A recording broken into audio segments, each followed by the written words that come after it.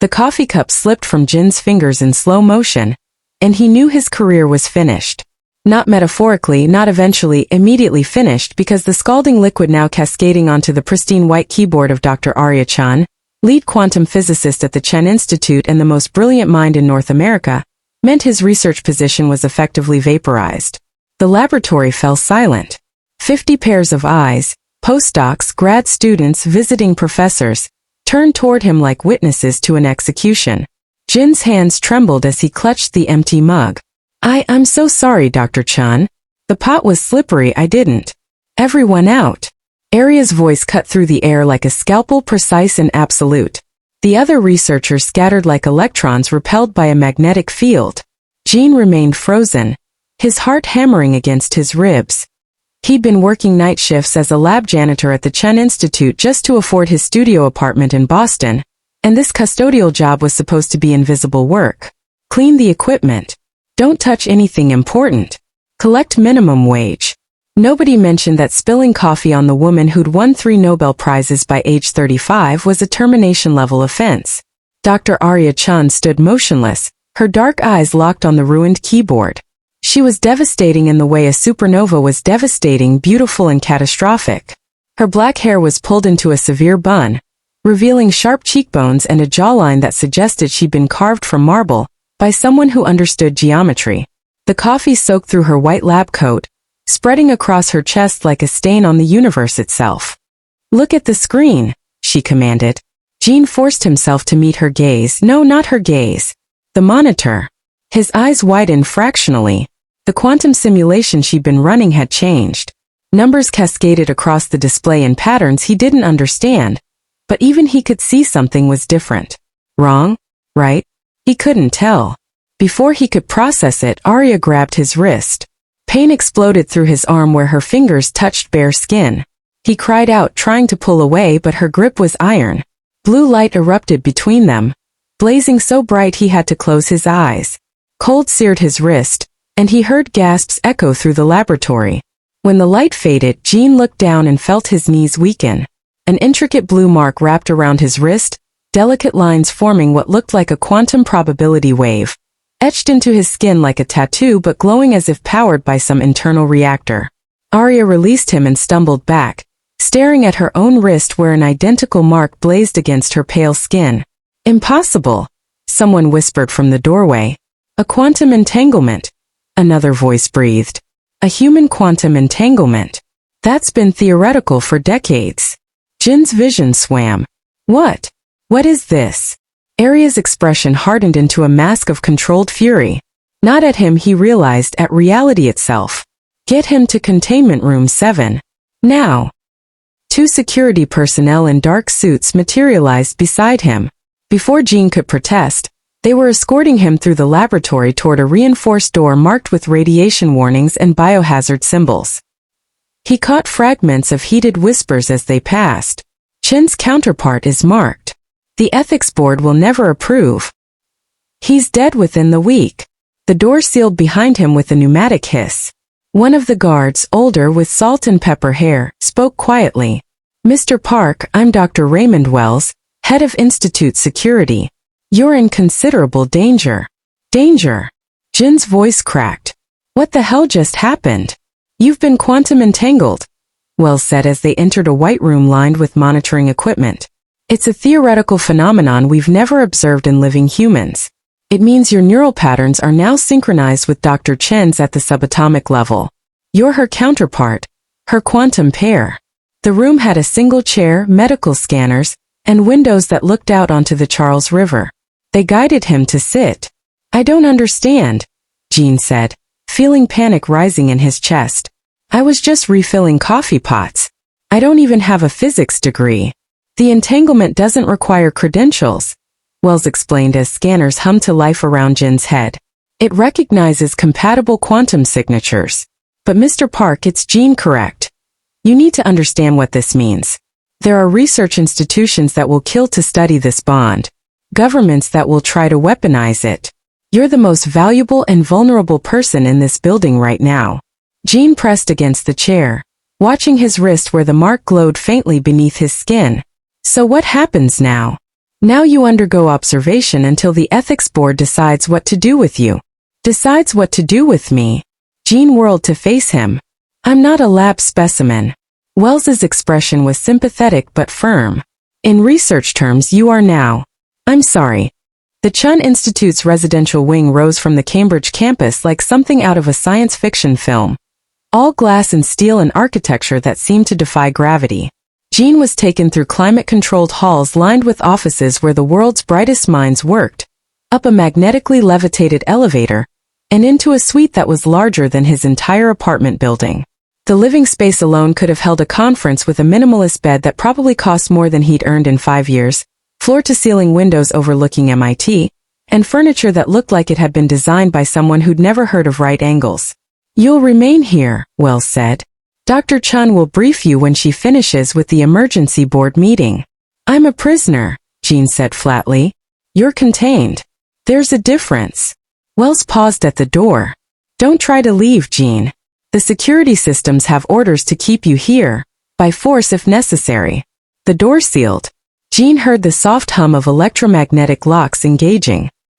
He sank onto the bed, staring at the mark on his wrist. This morning he'd been worried about his student loan payments. Now he was trapped in a quantum physicist facility, mysteriously entangled with a woman he'd known for all of 90 seconds, and apparently marked for death by multiple scientific factions. His phone buzzed. Jean pulled it from his pocket. Dozens of messages from Marcus, his roommate and former best friend.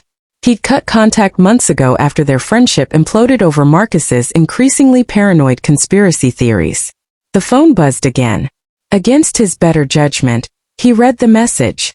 Jean, holy shit. I'm seeing reports from inside the institute. Everyone's talking about what happened. You need to get out of there. These scientists, they're going to dissect you. Jin's throat tightened. He typed back, I can't leave. They won't let me. Marcus's reply came instantly. Then I'll come get you. Tell me which floor you're on. Before Jean could respond, the phone was plucked from his hand. Jean spun to find Dr. Aria Chen standing behind him, her presence so sudden and silent he gasped. She examined the phone screen, then crushed it in her fist like paper. Pieces clattered to the polished floor. Hey, Jean protested. That's your roommate, Aria said coldly, is currently negotiating with 3 different biotech firms to sell access to you for genetic sampling. Did you really think his concern was genuine? The words hit like a physical blow. Jean wanted to argue, but something in Aria's eyes told her she wasn't lying. She'd changed from the coffee-stained lab coat into dark slacks and a crisp white shirt that made her look even more untouchable. Up close, Jean could see faint scars on her hands, old chemical burns that even modern medicine hadn't completely erased. Sit, she commanded, gesturing to a chair by the window. I'm not a lab rat. Her eyes flashed. Sit, Jean, or I'll have security make you sit. Something in her tone suggested she absolutely would. Jean sat. Aria poured 2 glasses of water from a filtered dispenser and handed him one. He didn't drink it. You have questions, she said. Ask them. What is this bond? Why me? The quantum entanglement is a phenomenon we've theorized but never observed. It occurs when 2 individuals' neural quantum states achieve perfect coherence. Their brainwaves, their consciousness, synchronize at the subatomic level. When such individuals exchange quantum information through direct contact, the entanglement manifests physically. She gestured at his wrist. That mark is a visible representation of subatomic particle alignment. That doesn't explain why me. No, Aria admitted, her jaw tightening. It doesn't. I've spent 15 years studying quantum mechanics, and nothing in my research predicted this. You're a janitor with no scientific training, no relevant background, no reason to be quantum compatible with me. It makes no sense. Thanks, Jean said bitterly. That's really flattering. I'm not trying to flatter you. I'm trying to understand a phenomenon that shouldn't exist. Aria moved to the window, her silhouette dark against the city lights. The ethics board is divided. Dr. Helena Voss leads the faction that wants you quarantined indefinitely for study. Director Morrison might support releasing you if it serves the institute's reputation. The others will follow funding and publicity. So my freedom depends on academic politics. Yes. Jean stood, anger overriding fear. Then let me go. Undo this entanglement. Run your experiments. Whatever. I didn't ask for this. I was just trying to earn enough money to finish my undergraduate degree. And now I'm trapped in some quantum nightmare. Aria turned, and the intensity in her dark eyes pinned him in place. You think I want this? I've spent my entire adult life avoiding personal complications, building a research legacy that requires absolute focus. This entanglement threatens everything I've worked for. Then we agree. End it. She crossed the room with quick, precise steps, stopping inches from him. Jin's breath caught. This close, he could see flecks of gold in her irises, could smell something like ozone and expensive shampoo. I can't, she said quietly. The entanglement can't be broken without killing both of us. Our quantum states are now linked. Separating them would be like trying to separate entangled particles. It would collapse both wave functions. Do you understand? I've terminated research projects for less than wasting lab resources.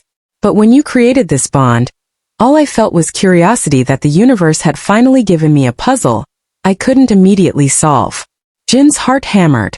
You don't even know me. The entanglement knows you. And whether either of us likes it, we're connected now. She stepped back, the cold mask sliding back into place. The board meets tomorrow morning. Until then, you stay here. Don't try to access the building's network. Don't contact anyone outside. And don't trust anyone who isn't me or Dr. Wells. I don't trust you either. A ghost of a smile touched her lips. Smart boy. She left, the door sealing behind her. Jean stood in the sterile prison, staring at the blue mark on his wrist that pulsed in time with his racing heart. Outside, snow began to fall against the windows like static. He had until tomorrow morning to decide if he wanted to survive this nightmare. The next morning, Jean was woken by Dr. Wells entering with clothing, practical but clearly expensive, black jeans, a gray Henley, and sneakers that looked like they cost more than his monthly rent. The board meeting is in 2 hours, Wells said. Dr. Chen wants you presentable. Does she now? Jean took the clothes anyway. What happens at this meeting? They'll debate your status. Be prepared for hostility. Many board members view uneducated subjects as expendable. Once dressed, Jean was escorted through the institute's maze-like corridors to a conference room that resembled a surgical theater. Tiered seating rose on 3 sides, filled with researchers in lab coats, their eyes tracking his every movement like he was a specimen under glass. At the room's center stood a raised platform where Aria waited, her expression carved from ice. Jean was positioned beside her. The mark on his wrist burned, and he noticed Aria's hand twitch toward her own mark before she caught herself. A woman entered, tall, severe, with steel gray hair pulled back so tightly it looked painful. Dr. Helena Voss. She took her seat at the head of the board with the air of someone accustomed to absolute authority. Dr. Aria Chen, she began, her voice carrying effortlessly through the chamber. You stand before this board accused of creating an unauthorized quantum entanglement with an unvetted civilian subject, thereby violating Protocol 17 of our Research Ethics Charter. How do you respond? I respond that the entanglement was not created, Aria said coldly. It manifested spontaneously. Natural phenomena don't require authorization. Yet you refuse to submit the subject for comprehensive study. Comprehensive study requires invasive procedures that could kill him. I won't murder my quantum counterpart to satisfy your curiosity. Murmurs rippled through the board. A man with horn-rimmed glasses, Director Morrison, leaned forward. The entanglement threatens our research protocols. If scientists begin forming spontaneous quantum bonds with civilians, it undermines decades of controlled experimentation. Perhaps your protocols need revision, Aria shot back. Voss's smile was glacial. Bold words from someone whose funding depends on this board's approval. The Chen Institute operates under our charter. We could revoke it. You could try. The threat hung in the air. Jean realized he was watching power plays between academics who perfected institutional warfare over decades. There is a solution, Director Morrison said slowly. Complete the synchronization procedure. If this civilian survives the quantum stabilization process, it proves the bond's scientific validity. If he dies, the problem resolves itself. The procedure has a 40% survival rate for untrained subjects, Aria said sharply. Then he'd better learn quickly. Voss's eyes glittered. I propose we vote. All in favor of requiring the synchronization procedure within 72 hours. Hands rose around the chamber. Jean counted. More than 2/3 of the board supported it. Motion passes, Voss announced.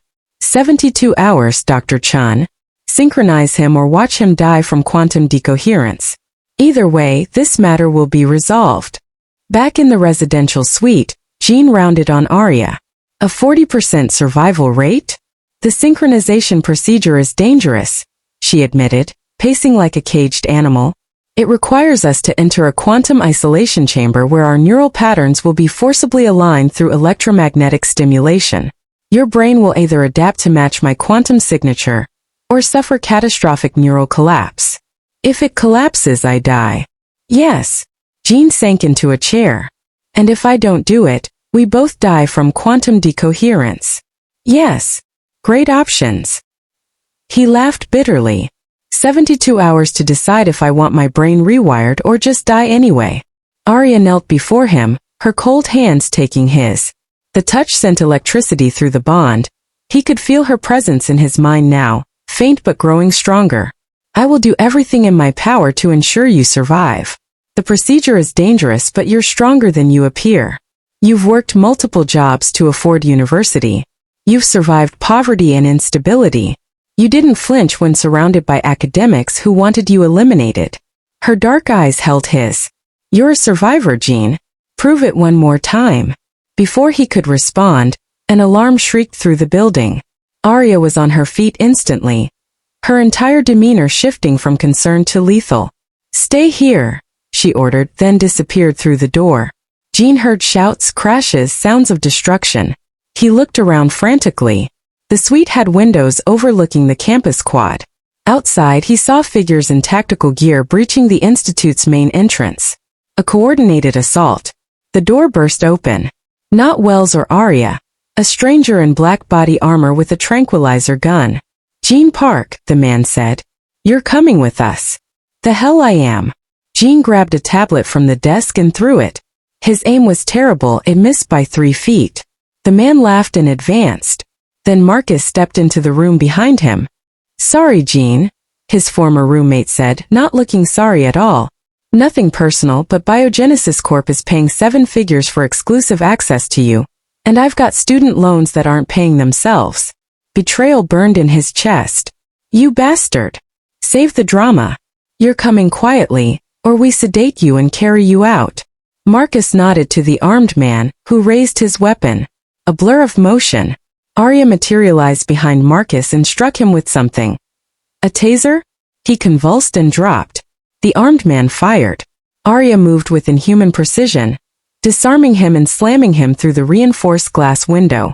He fell 3 stories into the courtyard below. More attackers poured through the door. Aria fought like something from an action film. Impossibly fast, brutally efficient, using pressure points and joint locks Jean didn't know existed. But there were too many. A second operative got past Aria's defense and lunged for Jean. Without thinking, Jean grabbed a desk lamp and swung.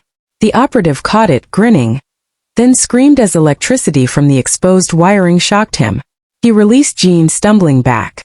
Aria used the distraction to disable him with a strike to the throat. The assault ended as quickly as it began. Bodies littered the suite. Unconscious, not dead, Jean noted with relief. Aria stood among them, breathing hard, her dark eyes blazing with cold fury. Are you hurt? She demanded, checking him over with hands that shook slightly. I'm fine. Jean looked at Marcus's unconscious form. He really sold me out. He did. Aria's jaw clenched. This was Biogenesis Corporation's doing. Helena Voss has financial ties to them. She's trying to acquire you before the synchronization procedure. Wells appeared in the doorway, also disheveled. The perimeter is secure. We lost 1 guard, critical condition. Campus police are en route. Increase security protocols. I want Jean in the quantum isolation lab until the procedure. The next 2 days blurred together. Aria explained the synchronization procedure in exhaustive detail. They would enter a quantum isolation chamber, essentially a sensory deprivation tank enhanced with electromagnetic field generators. Their neural patterns would be forced into alignment through carefully calibrated stimulation. Jin's brain would either adapt to match Aria's quantum signature, or the conflicting patterns would cause fatal neural feedback. Jin spent hours in the Institute's medical wing undergoing cognitive tests, brain scans, psychological evaluations. Every test showed the same thing. His neural patterns were shifting, trying to align with Aria's naturally. The bond was pulling them together whether they wanted it or not. He also learned more about Aria. Graduated MIT at 16.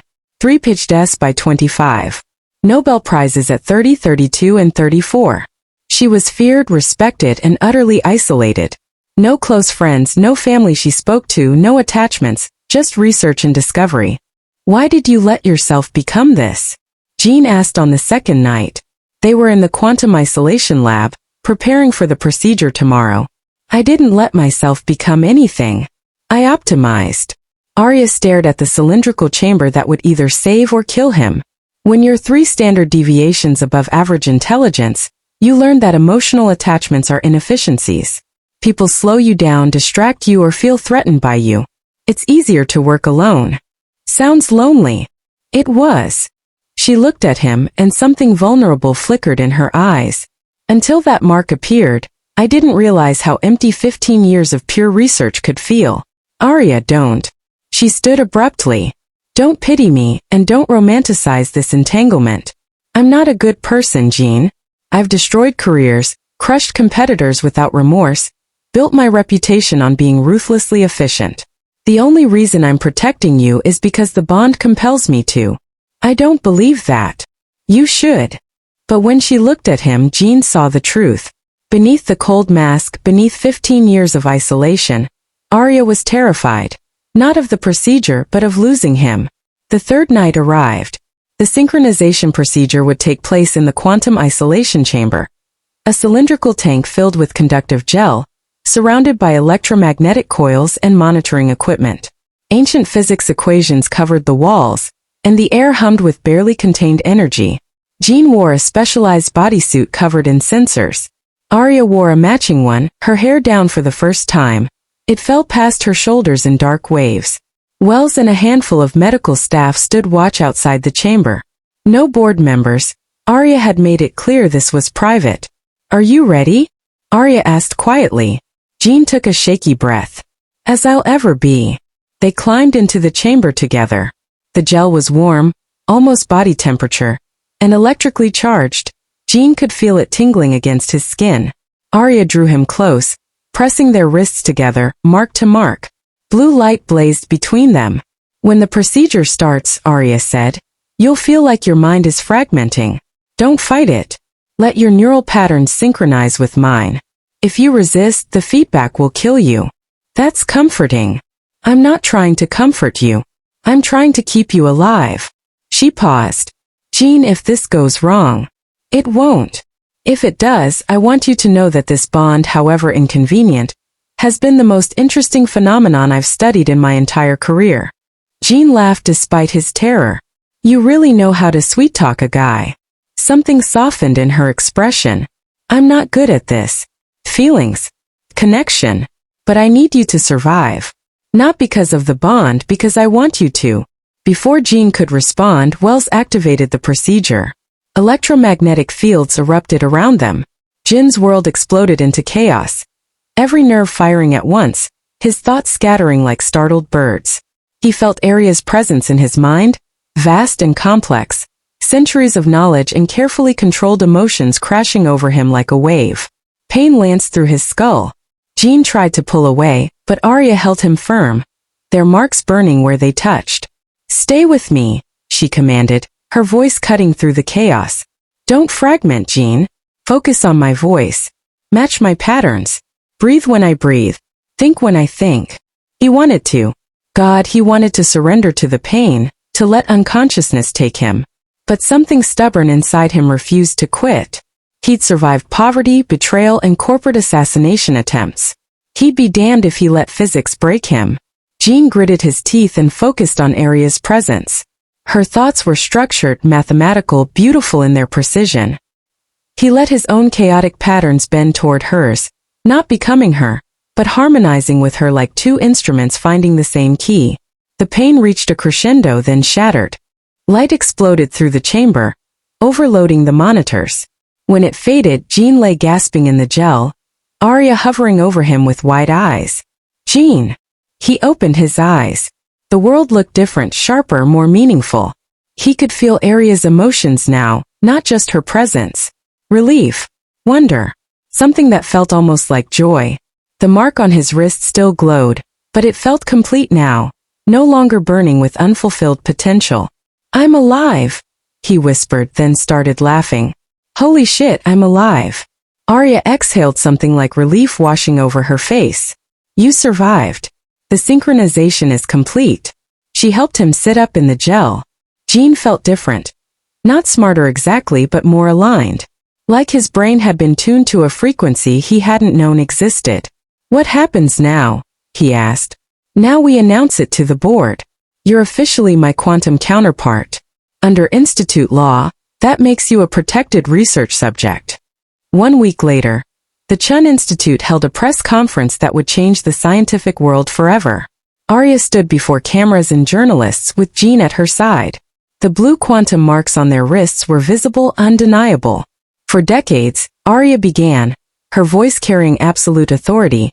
Quantum physics has operated under the assumption that human consciousness couldn't achieve true quantum entanglement.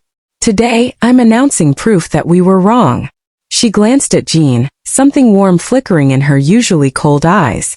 This entanglement chose a civilian as my counterpart. And in studying that bond, I've learned what our field has forgotten. Discovery isn't just about controlled experiments. It's about embracing phenomena we don't understand and having the courage to explore them. Jean stepped forward, his voice steady despite the dozens of cameras. I didn't choose this bond, but I choose what to do with it. I choose to work with Dr. Chen in studying quantum consciousness. Not as a specimen, but as an equal partner in research we don't fully understand yet. Aria continued, effective immediately, the Chen Institute will implement new protocols integrating civilians into quantum research programs.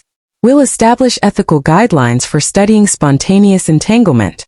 And we'll push for reforms that value discovery over institutional control. The room erupted, reporters shouting questions, scientists arguing, the public expressing shock and fascination in equal measure. Dr. Voss stood in the back, her face rigid with fury. She'd lost this battle, but Jean knew the war was far from over. Director Morrison, however, looked thoughtful. Publicity winds were shifting, and he was clearly calculating which side to support. After the conference, Aria and Jean returned to the now familiar residential suite. The board had restructured. 2 members resigned, one was removed for the biogenesis connection, and others were recalibrating their positions. 6 months later, change was undeniable. Jean stood on the Institute's rooftop observatory, watching Boston's lights twinkle in the darkness. The quantum mark on his wrist had become a symbol. 12 other entangled pairs had come forward, emboldened by Aria's stand. The field was revolutionizing. Penny for your thoughts. Aria appeared beside him, wrapping an arm around his waist, casual touch that would have been unthinkable 6 months ago. Just thinking about how surreal this is. 6 months ago, I was mopping floors and dodging bill collectors. Now I'm co-authoring papers on quantum consciousness. And doing remarkably well. Aria pressed a kiss to his temple, another impossibility made real. Our paper on entangled neural synchronization has 1,500 citations already. 3 major universities have started entanglement research programs. Even Morrison is fully supportive now. Voss won't give up. No, but she's lost her board position and most of her funding. Her influence is negligible now. Aria turned Jean to face her, dark eyes soft in a way he'd once thought impossible. You changed everything, Jean. You changed me. He smiled, reaching up to touch her face. Still cool, still precise, but warm in ways that mattered. We changed each other. The Institute wants us to publish a comprehensive study, a year-long documentation of entangled consciousness. Is that what you want? Aria's expression turned serious. I want whatever keeps you in my life. For the first time in 15 years, I have something worth protecting beyond research grants and academic recognition. I have you. Jin's heart swelled. I love you, he said, words that still felt new on his tongue. I don't say it easily because I never expected to mean it about someone like you. But I do. I love you. I love you too, Aria whispered. My impossible quantum accident. She kissed him, deep and thorough, the bond humming with shared emotion between them. When they broke apart, both were breathless. They stood together on the rooftop, looking out over the city they were reshaping through science. The future was uncertain. Opposition remained. Challenges lay ahead. But the quantum marks glowed steady and true on their wrists. A promise made in physics and probability. A love born from accident but chosen with fierce determination. Jin had spilled coffee on a quantum physicist and accidentally changed the world. And he wouldn't have it any other way.